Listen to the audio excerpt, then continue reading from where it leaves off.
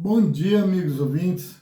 Estamos dando início em nome de nosso Senhor Jesus Cristo, com muita fé, esperança e amor nas coisas em que Deus tem proporcionado a nós e que devemos agradecer a cada segundo, enquanto houver nesse corpo respiração.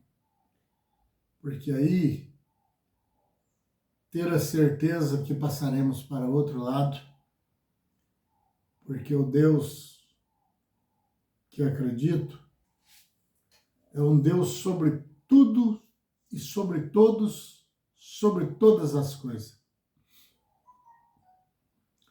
E que a recomendação de sempre que faço é que não conseguimos viver sem esse Deus.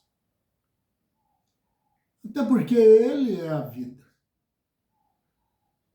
Se Ele sair de nós, Deus está em cada ser. Se Ele sair, perece. É como peixe fora da água. Ele não tem mais vida. Deus está na vida de uma árvore, de uma ave, de um animal. Ele está na vida. A vida é o próprio Deus. A vida é que dá sentido. Assim como o corpo morto agora não tem mais ação. Ele está morto. Sepultando ou não sepultando, ele vai se tornar em nada um dia. Por quê? Porque a vida que tinha nele, através do próprio Espírito que Deus havia colocado dentro dele, e Deus nele, como está em todos os lugares, saiu. Saindo, perece. Tudo perece. Se Deus sair das coisas, não tem mais segmento. Não tem rumo. O próprio Deus é que é formado em comparações, a bússola, guia, que leva algo a certo lugar. Não tendo Deus, é tipo a embarcação à deriva, no central dos mares, onde quem estiver na direção ali perde a noção de tudo.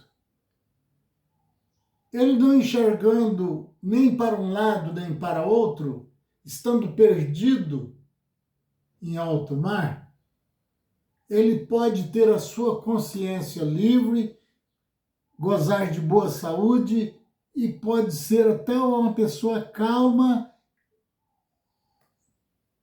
simplesmente assim. Ele não tem direção. Ou seja, perdeu essa bússola, que às vezes podemos colocá-lo também no material, na própria embarcação, mas estamos falando de Deus e de pessoas. Perdeu. Pronto. Não tem mais direção. Acabou. E a razão que o mundo chegou a essa situação que está é porque Deus ainda não saiu das pessoas e dos seres. Eles teriam perecido. Mas saiu da direção dos seres humanos. Será por quê? Porque entre todos os seres viventes, que é onde a vida a Deus, o mais ingrato é os humanos. Os pássaros, por simples que seja, porque tem uns certos pássaros que parecem serem mais inteligentes, eles se mantêm na situação em que Deus o colocou. Os seus ninhos são feitos iguaizinhos. Um mais famoso, um mais conhecido, como João de Barro, né? Veja se a sua casa é diferente uma da outra. Quantas gerações desse pássaro ficou para trás? A casa foi construída com a mesma engenharia que os outros que vêm seguindo fez, eles conseguem construindo. Do mesmo jeito. Nem mesmo mudou cores ao longo de quem sabe quantos anos. Cores de suas penas não mudou. Forma-se o seu casal, permanece. Assim como Deus o fez. O seu ritmo é todas as manhãs cantarem, são felizes. Sabe por quê? Porque eles têm tempo de olhar o que Deus fez. Enganam-se muito quem pensa que os pássaros não sabem a sua origem. Ele não é racional na sua totalidade. Mas, com o tino que Deus o colocou, ele sabe a sua origem e mantém o devido respeito por essa maravilha que Deus construiu. E por isso cantam.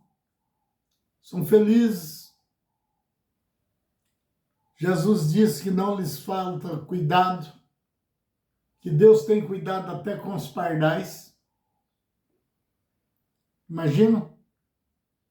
Eles são cuidados por Deus. Deus cuida deles. Né? Por isso que está escrito na Bíblia que o ímpio nem dos seus animais tem dó. Por que essa palavra? É porque deviam ter pena de um animal sofredor, ou de um pássaro, ou coisa semelhante, né? Sendo vidas, né? E aí,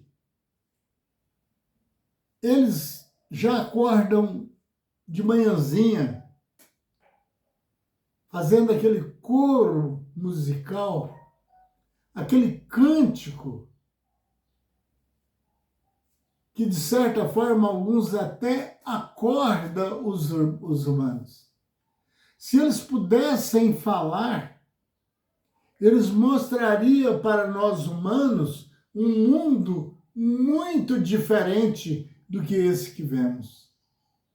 E assim, nós somos racionais. E eles, irracionais. Imagina, se trocasse de lugar, não é? Eles, sendo assim considerados como não pensam, que é assim que são vistos, né? Não sabem de nada, não sabem para que veio, são considerados assim, mas estão enganados quem pensam isso.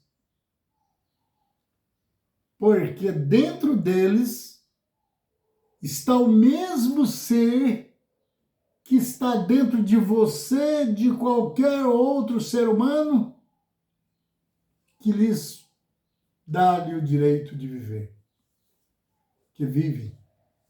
né? Mas a ação do homem é tão má, mas tão má, que ele tem desejo de destruir as coisas. Destruir até mesmo os pássaros, os animais. Ele tem vontade de destruir.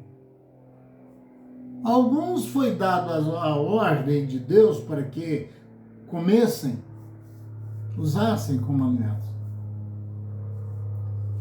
Mas o homem é capaz de tirar a vida de um pássaro só simplesmente para treinar, atirar com a sua arma. Ele nem lembra que esse pássaro tem uma vida semelhante a dele. Eu já disse isso que vou dizer agora em uma live, que eu nunca vou conseguir esquecer enquanto essa vida aqui. Eu estava numa fazenda, eu tenho certeza que talvez poucas pessoas pararam na vida para ver essa mesma coisa que eu vi. Eu acho que é um pouco raro esse conhecimento. E ali, o fazendeiro deu ordem para que matassem uma vaca ali para... A carne tinha acabado e tinha muita gente trabalhando, né? Para matasse aquela vaca. E eles pegaram, começaram a atirar nessa vaca. Atirando com uma arma 22 ou um rifle. Deram lá uns 8 tiros e essa vaca não caía.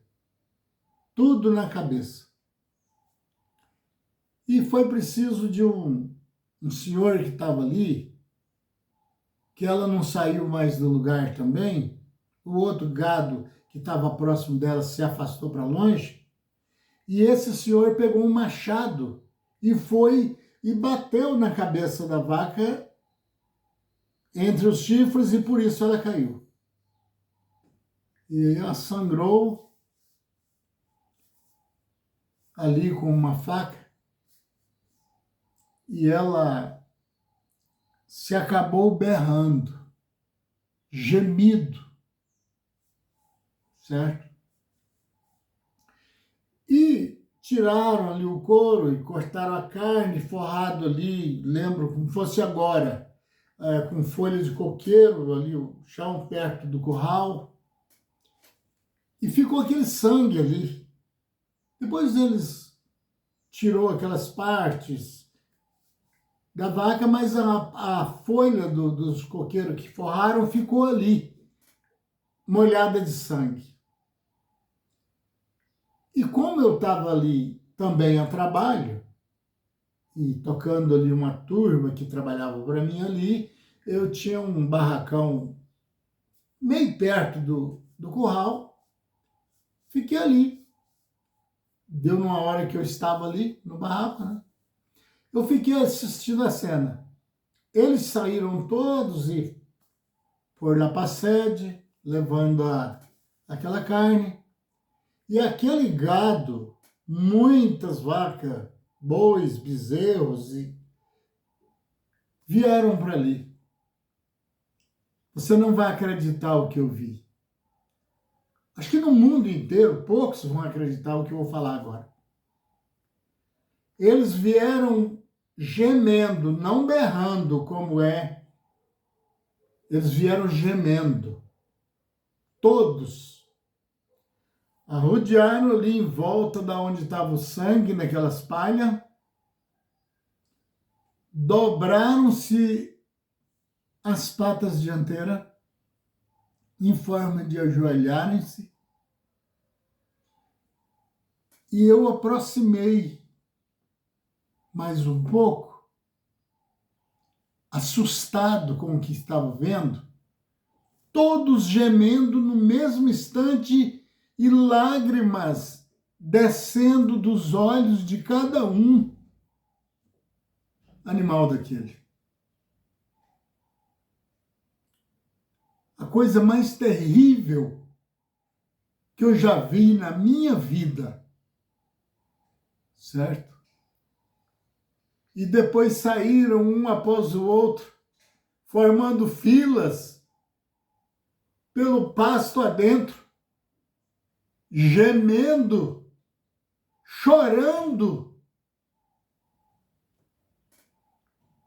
O homem é muito mais irracional do que os próprios animais. Certo? Quantas pessoas que, por uma coisa tão simples, formam ataques em cima de pessoas porque cometeram um erro, o qual, tendo pensamentos legais, poderia usá-lo vendo a fraqueza um do outro. Mas é o contrário. O animal mais perseguidor que tem sobre a terra, o mais perigoso de todas as feras que tem aqui na terra, é o homem, é o ser humano. Esse aqui é o perigoso. Porque até as cobras, elas atacam quando sentem agredidas no seu espaço. E cada um fica no seu lugar. Agora estão querendo esses animais trocarem com o homem. Eu vou usar as minhas palavras. Se eu fosse um animal desse, eu diria, eu vim para dentro do seu banheiro, como já tem pegado jacarés, onça, dentro de casa, eu vim para cá porque você destruiu a minha casa. Você tomou o meu habitat. Foi isso. Então troquei com você, só isso. A cobra poderia levantar e, digamos que falasse, dizer, eu só piquei você com esse veneno mortal que sei que tenho, porque você foi onde eu estava. E até me agrediu. E eu, por não ser racional assim como vocês dizem que são, você pisou em mim e eu te piquei? Não seria assim? Mas está tão trocado a maneira de entendimento que o próprio homem, sabendo que a imagem de Deus, prega para todo mundo que a vida é só aqui e o resto é churumelas. E aí, são os pregadores da morte, são perigosos. A gente tem que pregar é a vida, uma vida que não tem fim, porque foi feita a imagem de um que nunca morre. E isso tem dado um prejuízo imenso na terra. Quantas vezes eu já vi pessoas errôneas dizerem assim: vivo pouco, mas vou ter que morrer, morreu, acabou, mas vou viver do jeito que eu quero. Eu já vi muitos dizendo isso. E quem é culpado dele ser assim? Quem pregou para ele que a vida é um lixo. Nasceu aqui, viveu aqui, acabou aqui. Outros faz pior ainda, nasceu aqui, vive aqui e de qualquer jeito ele tem que ficar santo aqui e depois ir embora para o céu. Nada disso tem condições de acontecer, pelo amor de Deus. Nada disso. Falo todo dia que aqui não fica santo aqui. Pelo amor de Deus. Não tem jeito, mostre-me um, por favor. Mas, meus amigos, não é contra ninguém. é contra as atitudes que tomam rumos e ainda ensinam aos outros. Se os pais tivessem ensinado aos filhos, meu filho, minha filha, nós não morremos, não tem morte. Nós saímos desse corpo e vamos embora para uma outra sala de aula igualzinha essa aqui, ou melhor um pouco, ou pior um pouco, depende do que nós fizermos aqui. Hoje, encarar essa chamada morte, esse monstro, seria totalmente diferente. Mortes normais, claro, no estilo deles, morte. Porque tem que falar assim, né? Fazer o quê? Senão poucos vão entenderem. Então, tivesse ensinado assim para as crianças, quando alguém viesse a morrer, como diz eles, não teria esse desespero. Sabe por quê? Porque o parente tinha certeza que aquele que estava ali, inerte ali num caixão ali, sendo velado, aquele corpo, não era ele, era só o corpo dele, não é assim que se fala? Quem estão velando ali? O corpo do fulano de tal, não é assim? Nem assim, com essas revelações, o povo consegue mais aprender. Está falando, ele mesmo está falando que não é a pessoa, o corpo da pessoa está sendo velado, porque ele saiu, o corpo só morreu porque ele saiu de dentro. E aí os parentes seriam mais felizes. Eles encaravam essa situação mais tranquilo. Ele ia ter apenas saudade, como temos quando temos um parente que mora longe e faz tempo que não vemos. Ele ia ter que encarar só essa parte, não esse rasgar de nós pelo esse monstro que fizeram chamado morte, e alguém arrancar os cabelos e gritar. Alguns até gritam assim, não vou ver a minha mãe nunca mais, é para sempre, nunca mais eu verei o meu filho, a minha filha. Essa desgraça toda foi feita por esses pregadores que criaram inferno, que comanda a vida do ser humano, se mete até na vida espiritual dos outros. Foi por eles que acontece isso. Porque senão seria bem diferente, amigo ouvinte. Seria bem diferente. Quando a sua mãe morresse, né? Eu falo até com ironia, parece uma brincadeira. Jesus fala que não tem morte, e eles dizem tem. Eles armam um duelo até contra Cristo. Que Cristo fala o contrário deles, que passa da morte. Ele chama de morte essa vida. Passa da morte para a vida. Certo? Então seria diferente. Quando a nossa mãe morresse, como a minha, segundo eles, morreu, né? Mas nunca, para mim, ela nunca morreu. Ela deixou o corpo e foi para um lugar determinado para continuar aperfeiçoando, porque no céu não entra de ponta cabeça, de qualquer maneira como eles estão falando. Só porque pertenceu a uma seita, já entra lá na casa de Deus. Não é assim. Tem que ser santo como Deus é santo. E para isso tem processos a ser passados para chegar a essa qualidade. Então, quando a sua mãezinha viesse a chegar a sair do corpo, que é o jeito certo, a pronúncia, você não ficaria tranquila, você poderia até chorar, por não saber por quanto tempo ia passar sem encontrar a sua mãe. Mas ia sentir saudade e não uma perda.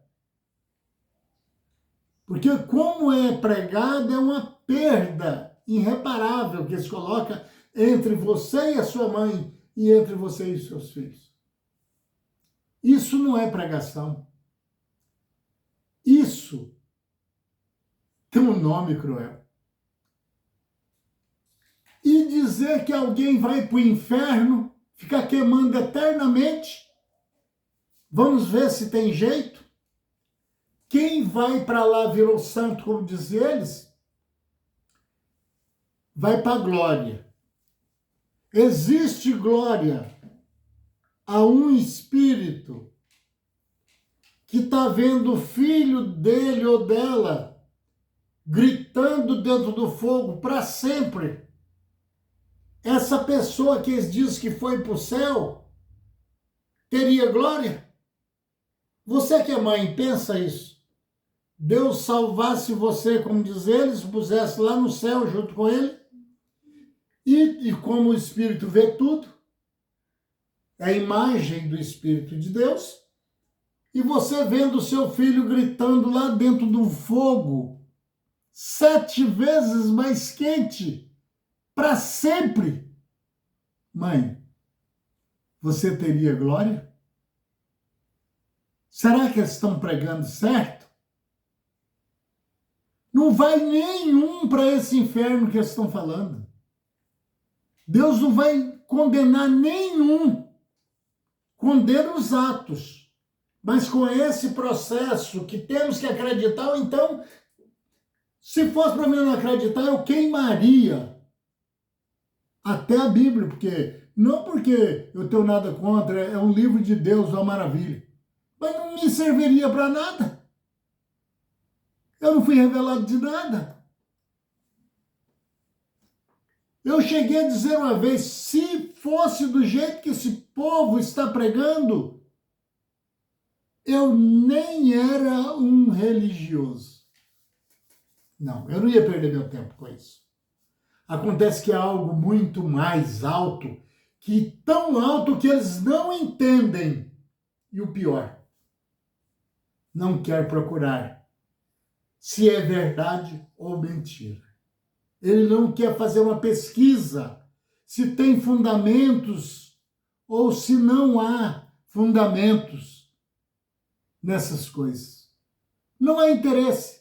Acham que só falou Deus, Deus, reuniu, gritou, tal, já está no Rei da Glória e ainda mais na privacidade de Deus, morando junto com ele. É brincadeira, não é? É brincadeira. Enquanto Jesus falou que o pai dele tinha muitas moradas, né? E falando para os discípulos acerca da salvação. Na casa de meu pai há muitas moradas que, se não fosse assim, eu nem vos teria dito. Falando para eles o lugar que eles poderiam ocupar depois. Certo? Prezado amigo, eu peço que deixe o like, compartilhe, certo? Eu não estou fazendo assim, copiando de outros canais. Porque o meu interesse único é de passar essas mensagens, porque elas se tornaram, na minha vida, o meu café da manhã. E quando eu peço a Deus por vocês, por todas as pessoas, mas que haja revelação, porque não é com blam, blam, blam que chegamos a um Deus da qualidade como esse Deus do universo. É algo sério, muito mais sério do que esses pregadores pensam. Então, o meu motivo não é criar um motivo para atacar essa ou aquela religião. Não. Tudo que eu falo aqui pode parecer um pouco agressivo, mas é em cima das coisas que estão erradas. E não sou o doutor sabe tudo. Acontece que eu analiso e não encontro fundamentos no que tenho ouvido durante a minha vida. E aí estou procurando. É melhor Deus te encontrar no dia do acerto, na batalha, procurando um escape, do que encontrar você acompanhando um homem que nem o escape dele ele aprendeu. Senhor, meu Pai, eu quero agradecer imensamente, Senhor, por todas as coisas que o Senhor tem me feito, até pelo sofrimento que às vezes eu tenho passado durante a minha vida, que faz parte do polimento e caminhar para mais perto da perfeição.